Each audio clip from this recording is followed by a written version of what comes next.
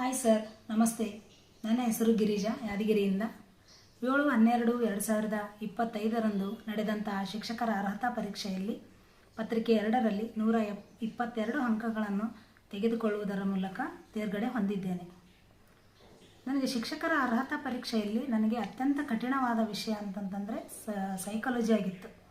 ಈ ಸೈಕಾಲಜಿ ಪುಸ್ತಕ ವಾಮದೇವ್ ಪಾರ್ ಸರ್ ಬುಕ್ಕು ಸಾಕಷ್ಟು ಬಾರಿ ಓದಿದರೂ ಕೂಡ ನನಗೆ ಅರ್ಥನೇ ಆಗ್ತಿರಲಿಲ್ಲ. ಅಂಥ ಸಂದರ್ಭದಲ್ಲಿ ಯೂಟ್ಯೂಬಲ್ಲಿ KR ಟ್ಯುಟೋರಿಯಲ್ಸ್ ಸರ್ ಇವರ ವೀಡಿಯೋಸ್ಗಳನ್ನು ನೋಡಿದೆ. ಕವಿರತ್ನ ಸರ್ ಅವರ ವೀಡಿಯೋಸ್ ನೋಡ್ತಾ ಬಂದೆ.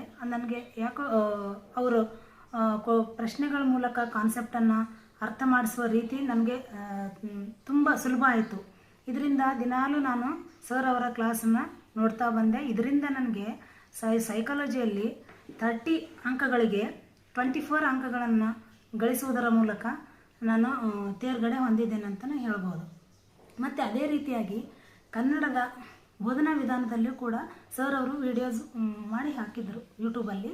ಅವ್ರ ವೀಡಿಯೋಸ್ಗಳನ್ನು ನೋಡೋದರ ಮೂಲಕ ಸಂಪೂರ್ಣ ಕನ್ನಡ ಬೋಧನಾ ವಿಧಾನವನ್ನು ನಾನು ದಿನಾಲೂ ನೋಡ್ತಾ ಬಂದೆ. ಆ ಕನ್ನಡ ಬೋಧನಾ ವಿಧಾನದ ವಿಷಯಗಳ ಮೇಲೆ 10 ಪ್ರಶ್ನೆಗಳನ್ನು ಕೇಳಿದರು. ಆ 10 ಪ್ರಶ್ನೆಯಲ್ಲಿ 9 ಪ್ರಶ್ನೆಗಳಿಗೆ ಸರಿಯಾಗಿ ಉತ್ತರಿಸುವುದರ ಮೂಲಕ 9 ಅಂಕಗಳನ್ನು ತೆಗೆದುಕೊಂಡೆ. ಮತ್ತು ಸಮಾಜ ಬೋಧನಾ ವಿಧಾನದ ತರಗತಿಯನ್ನು ಕೂಡ ಕವಿರತ್ನ ಸರ್ ಅವರ ಕ್ಲಾಸ್ಗಳನ್ನು ಕೇಳ್ತಾ ಬಂದೆ. ಆ ಕನ್ನಡ ಸಮಾಜ ಬೋಧನಾ ವಿಧಾನದಲ್ಲಿಯೂ ಕೂಡ 10 ಪ್ರಶ್ನೆಗಳಿಗೆ 8 ಪ್ರಶ್ನೆಗಳನ್ನು ಸರಿಯಾಗಿ ಉತ್ತರಿಸುವುದರ ಮೂಲಕ ನಾನು 8 ಅಂಕಗಳನ್ನು ತೆಗೆದುಕೊಂಡೆ. ಇದೆಲ್ಲ ಸಾಧ್ಯ ಆಗಿದ್ದು ಕವಿರತ್ನ ಸರ್ ಅವರಿಂದ ಅಂತಲೇ ಹೇಳೋಕೆ ಹೆಮ್ಮೆ ಪಡ್ತೀನಿ. ಸರ್ ಅವರಿಗೆ ನನಗೆ ತುಂಬ ಹೃದಯದ ಧನ್ಯವಾದಗಳನ್ನು ಹೇಳೋಕ್ಕೆ ಇಷ್ಟಪಡ್ತೀನಿ. ಇದೇ ರೀತಿಯಾಗಿ ನೀವು ನಮಗೆ CETಯಲ್ಲಿಯೂ ಕೂಡ ಮಾರ್ಗದರ್ಶನ ನೀಡಬೇಕು ಅಂತೇಳಿ ತಮ್ಮಲ್ಲಿ ಕೇಳ್ಕೊತೀನಿ ಸರ್. ಮತ್ತು ಅನೇಕ ಶಿಕ್ಷಕ ಆಕಾಂಕ್ಷಿಗಳಿಗೂ ಕೂಡ ನೀವು ನಿಮ್ಮ ವಿದ್ಯಾದಾನವನ್ನು ಮಾಡಬೇಕಂತೇಳಿ ಅಂತ ನಿಮ್ಮಲ್ಲಿ ತುಂಬ ಹೃದಯದಿಂದ ಕೇಳ್ಕೊತೀನಿ ಸರ್. ಧನ್ಯವಾದಗಳು. This all credit goes to you sir. Thanks for your contribution sir.